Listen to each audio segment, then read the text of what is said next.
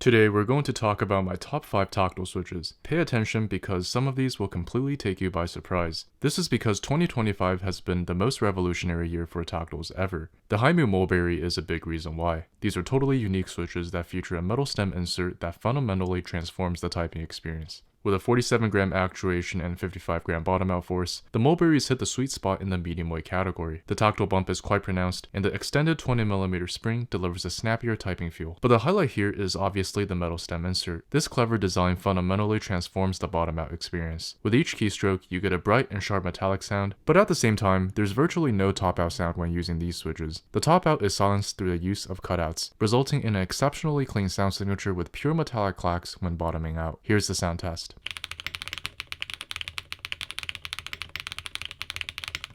After years of making banger linear switch after banger linear switch, HMX is finally here with their first light tactiles on the market, the Bleed and Bruise switches. These are my top light tactiles of the year. The bump itself on both is quite light and brief, meaning there's quite a bit of post-bump travel. I would describe it as a lowercase p-shaped bump. So if you're a light typist or if you've been an HMX fan and don't know if tactiles would be for you, then these are definitely the best way to go. If you like a more traditional travel distance, the Bruise with its 3.8mm total travel is the way to go. Otherwise, for something shorter and snappier, the Bleeds are perfect with their 3.5mm travel. When it comes to sound, the Bleeds are louder, but neither switch is what I consider super resonant. The sound profile is subdued compared to HMX's linear counterparts, but both are on the bright and on the higher pitch end of the spectrum. Here's the sound test.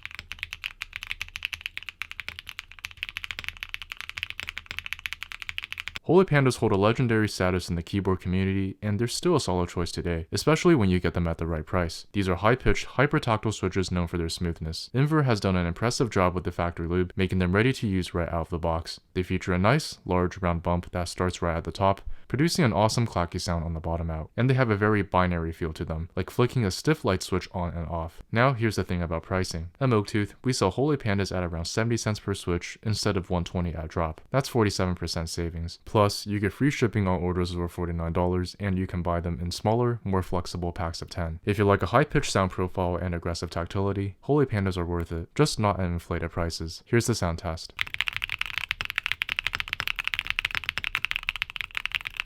We may have one of the best tactile switches of 2025 with the Retro J's. HMX created a new mold for these switches, making them unlike any other HMX tactile or any tactile on the market. The Retro J's feature a novel approach to tactility that feels nice and rounded with almost zero post travel, meaning once you feel that tactile bump, you're basically at the bottom. It's a more complete tactile experience. These feel a bit lighter and less dense with a lighter bottom out force. So if you're a lighter typist, I would definitely go with these. They deliver that full tactile experience without feeling overwhelming. In terms of sound, you get the bright and clacky sound signature as you would expect from HMX. Take a listen here.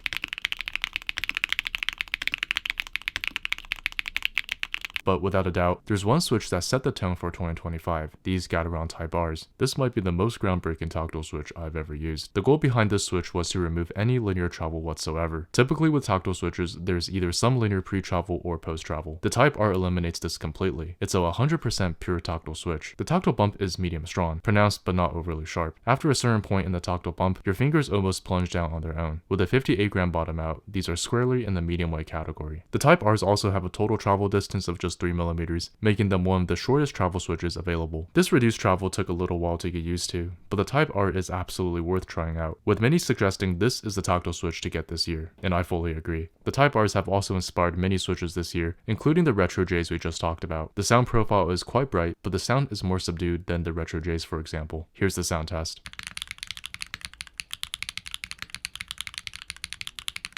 Now here are back-to-back sound tests of all the switches we talked about today.